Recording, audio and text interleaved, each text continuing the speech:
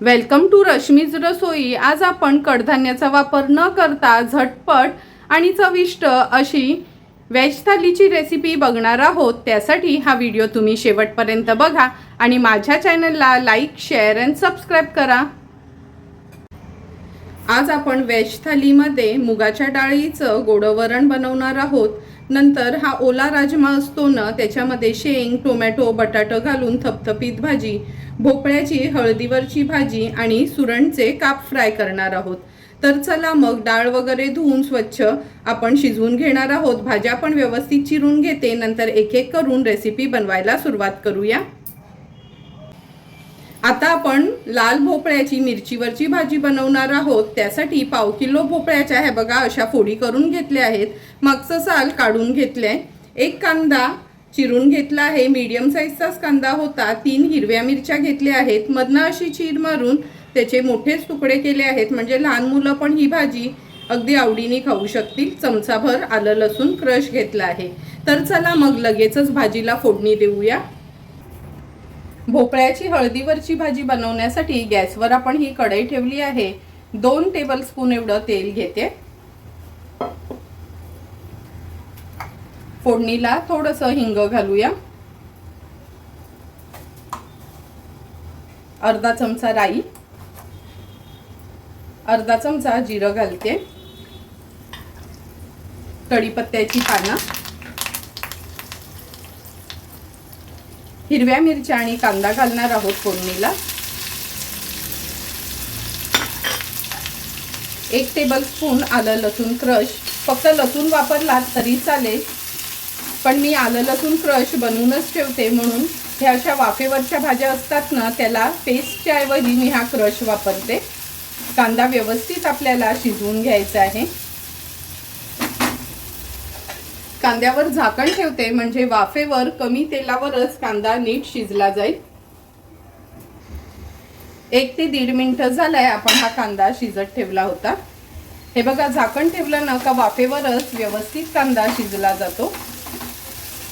व्यवस्थित मिक्स करून घेते।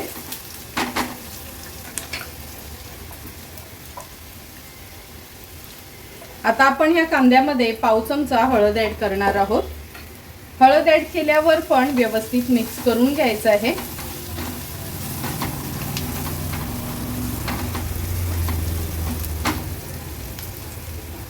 आता ह्याच्यामध्ये आपण ह्या भोपळ्याच्या फोडी ऍड करूया। लक्षात ठेवा, जेव्हा ही वाफेवरची भाजी करतो ना, थेंबरी पाणी ह्याच्यात ऍड करायचा नाही। चवीप्रमाणे मीठ ऍड करते। गॅसची फ्लेम मीडियम वर ठेवून भाजी आपल्याला व्यवस्थित परतून घ्यायची आहे।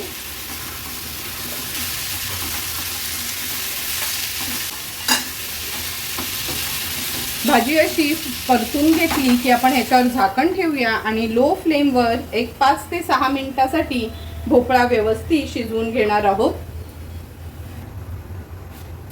एक 5 ते 6 मिनिटं झाले आहेत, झाकण काढून बघूया। हे बघा, लाल भोपळा शिजायला काही वेळ लागत नाही, अगदी वाफेवर झटपट आपला भोपळा शिजला गेलाय। जर तुम्हाला डब्याला वगैरे पण ही भाजी न्यायची असेल ना, तर तुम्ही ही भाजी अशी बनवू शकता। आता ह्याच्यावर आपण थोडंसं खवलेलं ओलं खोबरं स्प्रिंकल करूया। थोडीशी कोथिंबीर ऍड करते। झटपट अशी आपली वाफेवरची भोपळ्याची भाजी तयार झाली आहे।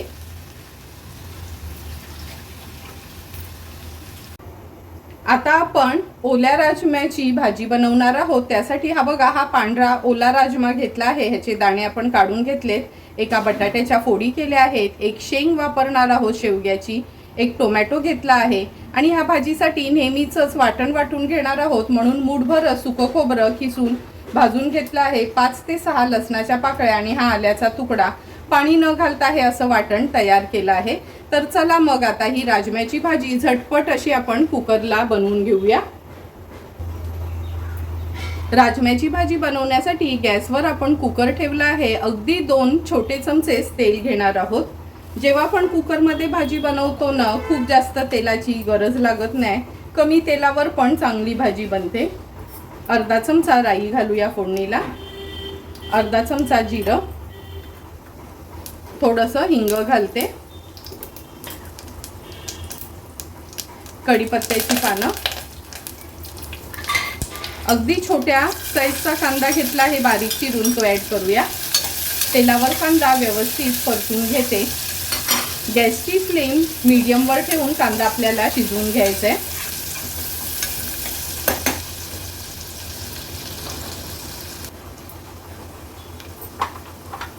मिनिटभर झाला आहे, कांदा पण व्यवस्थित शिजला गेलाय। आता आपण याच्यामध्ये अर्धा चमचा हळद घालणार आहोत। 1 चमचा हा रश्मीज रसोईचा आगरी कोळी मसाला आहे, तो ॲड करूया। तुम्हाला पण जर ही सेलमची हळद, रश्मीज रसोईचा आगरी कोळी मसाला, गरम मसाला, धना जिरा पूड किंवा मिरची पावडर हवी असेल तर नक्की मला कमेंट करून सांगा। तुम्हाला घरपोच हे मसाले अवेलेबल होतील। आता ह्याच्यामध्ये सुकं खोबऱ्याचं 2 चमचेच वाटण घालणार आहोत। आम्ही आगरी कोळी लोकांना भाजी असो किंवा मच्छी खूप जास्त वाटणाचा उपयोग करत नाही, अगदी कमी वाटणावरच चमचमीत अशा ह्या भाज्या तयार करतो। वाटण पण व्यवस्थित आपण तेलावर परतून घेतलं आहे। आता हा राजमा आणि बटाटे ॲड करते। अर्धा ग्लास एवढंच पाणी मी त्यात घेतलं होतं।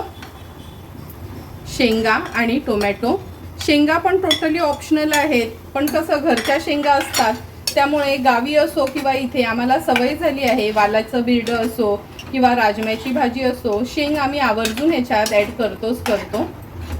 गरजेप्रमाणे आपण ह्याच्यात पाणी ॲड करायचं आहे।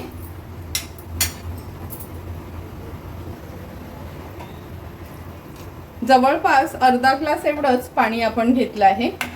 हे बघा, आत्ताच तुम्ही बघू शकता त्याला कसं तेल सुटलंय।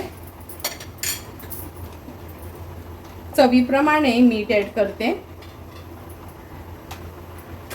आणि मी नॉर्मली वालाच्या भाजीत, राजम्याच्या किंवा जाड्या चवळीच्या भाजीत गूळ घालते, म्हणून अर्धा चमचा एवढं गूळ घेतलं आहे। भाजी व्यवस्थित मिक्स करायची आहे। कुकरला झाकण लावून घेते।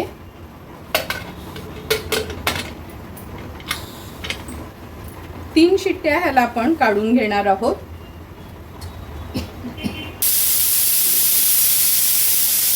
एक एक करून 3 शिट्ट्या आपण ह्या राजम्याच्या भाजीला काढून घेतल्या आहेत।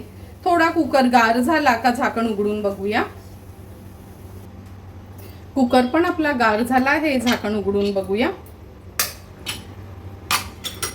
तुम्ही बघू शकता सुंदर आणि चमचमीत अशी आपली ओल्या राजम्याची भाजी तयार झाली आहे। एका पातेल्यामध्ये ही भाजी मी काढून घेते।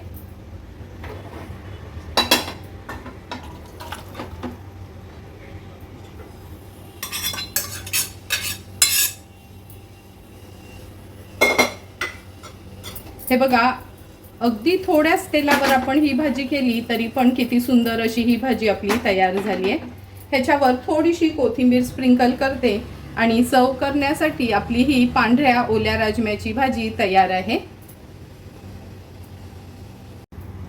आता आपण ह्या मुगाच्या डाळीचं गोडं फोडणीचं वरण बनवणार आहोत। त्यासाठी अर्धी वाटी डाळ भिजत ठेवली होती आणि ही अशी शिजवून घेतली आहे। तर चला मग लगेचच वरणाला फोडणी देऊया।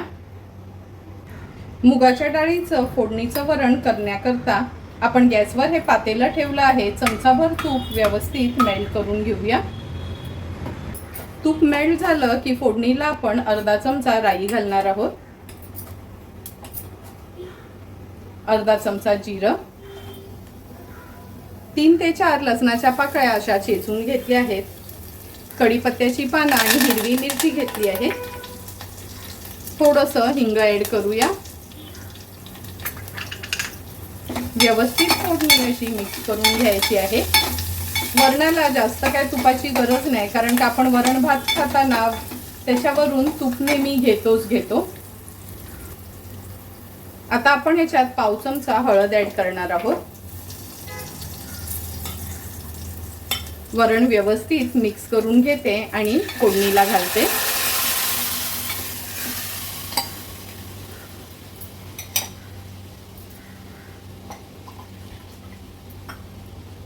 गरजेप्रमाणे ह्याच्यात मी पाणी ॲड करून घेते। पातळ घट्ट तुम्हाला कसं वरण आवडतं त्या पद्धतीने तुम्ही पाणी कमी जास्त ॲड करू शकता।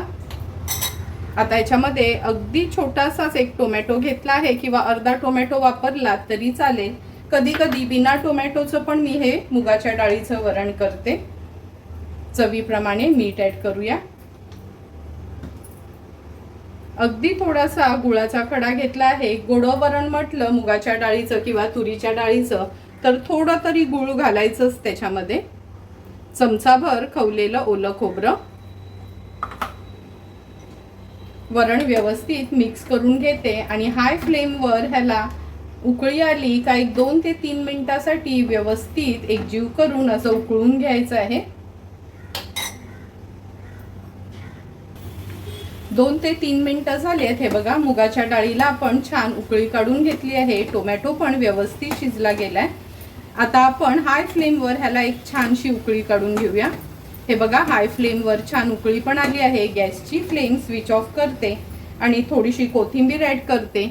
सर्व करण्यासाठी अगदी गरम गरम भातासोबत आपलं हे मुगाच्या डाळीचं फोडणीचं वरण तयार आहे.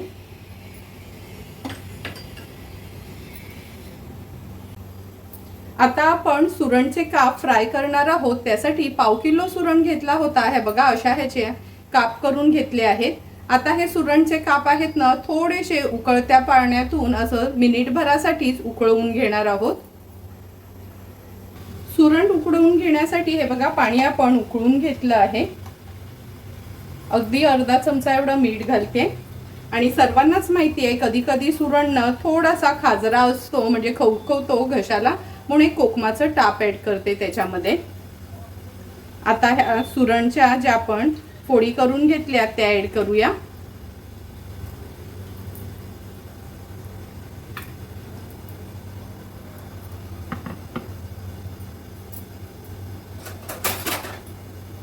आता हा सुरण फक्त 1 ते 1.5 मिनिटाकरता ह्या उकळत्या पाण्यातून आपल्याला असा उकळून घ्यायचा आहे. म्हणजे कोकम घातल्यामुळे हा खाजरा पण होणार नाही म्हणजे खवखवणार नाही घशाला आणि तळताना पण अगदी कमी तेलावर आपल्याला तो तळता येईल. अगदी 1 ते 1.5 मिनिट झाला आहे. हा बघा आपण सुरण थोडासा उकडून घेतला आहे. असा उकडून घेतला ना का तळायला अगदी सोपा जातो. हे बघा हा फोक त्याच्या आत जातो म्हणजे आपल्याला हवा तसा हा सुरण अगदी 1-1.5 मिनिटातच व्यवस्थित उकडून झाला आहे. आता हा सुरण पूर्णपणे मी पाणी निथळून घेते आणि एका प्लेटमध्ये काढून घेते. जास्त उकडवलात ना तर तो तळताना तुटू शकतो, म्हणून अगदी मिनिटभरासाठी उकडून घेतलात तरी चालेल. आता ह्या सुरणच्या फोडी आहेत ना फॅन खाली ठेवून थोड्या गार करून घेऊया. सुरण गार होईपर्यंत आपण त्याच्या कोटिंगसाठी 1/2 वाटी रवा घेतला आहे आणि 1/2 वाटी तांदळाचं पीठ ह्याच्यातच आपण घोळून तो सुरण तळणार आहोत. अर्धा चमचा आपला हा रश्मीच रसोईचा आगरी कोळी मसाला घेते मी. 1/2 चमचा हळद वापरणार आहोत. अगदी 1/2 चमचाच मीठ घेते कारण का मगाशी आपण सुरण उकडवताना पण मिठाचा वापर केला होता. व्यवस्थित मिक्स करून घेऊया.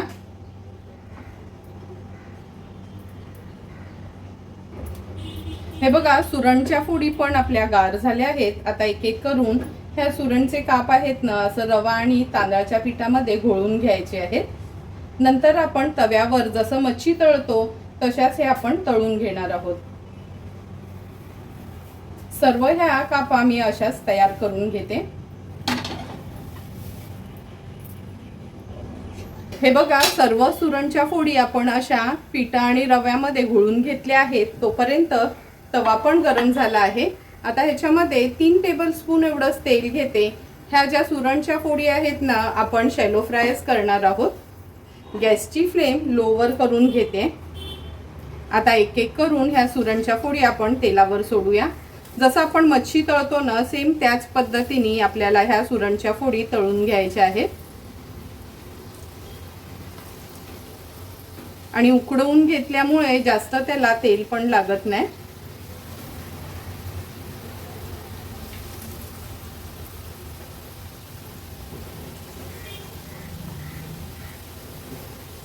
एक एक करून सर्व ह्या सुरणच्या कापा आपण तेलावर सोडल्या आहेत. आता लो टू मीडियम फ्लेमवर अगदी 1 ते 1.5 मिनिटासाठी एक बाजू व्यवस्थित तळून घेऊया। 1.5 ते 2 मिनिटं झाले आहेत। आता एक एक करून ह्या सुरणच्या फोडी मी पलटून घेते। तुम्ही बघू शकता अगदी कमी तेलावर तळतोय तरी पण ही बघा एक बाजू तर अगदी व्यवस्थित आपली फ्राय करून झाली आहे। आता सर्व फोडी ह्या आपण अशाच पलटून घेणार आहोत।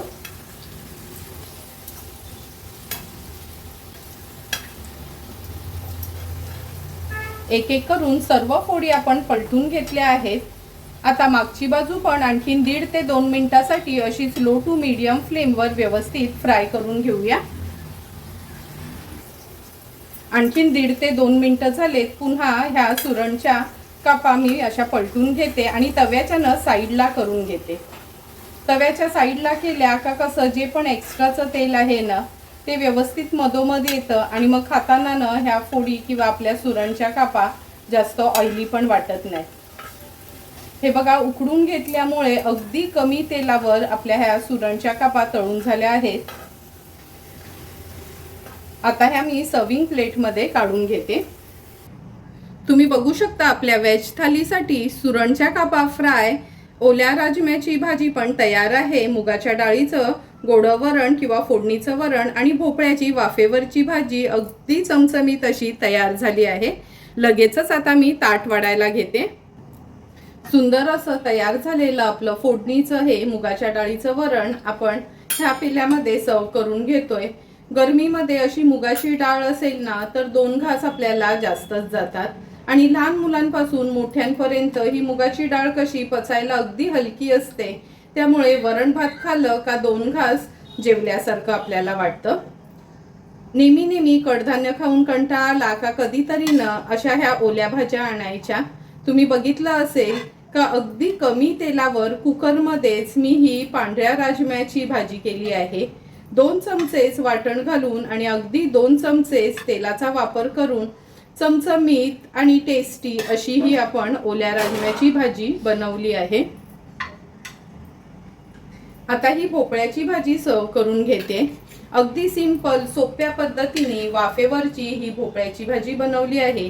ही भोपळ्याची भाजी तुम्ही टिफिनसाठी पण नेऊ शकता किंवा एखाद्या कडधान्याची आमटी केली तर त्याच्या जोडीला तोंडी लावण्याकरता पण ही भोपळ्याची भाजी अगदी 4 ते 5 मिनिटातच तुम्ही बनवू शकता।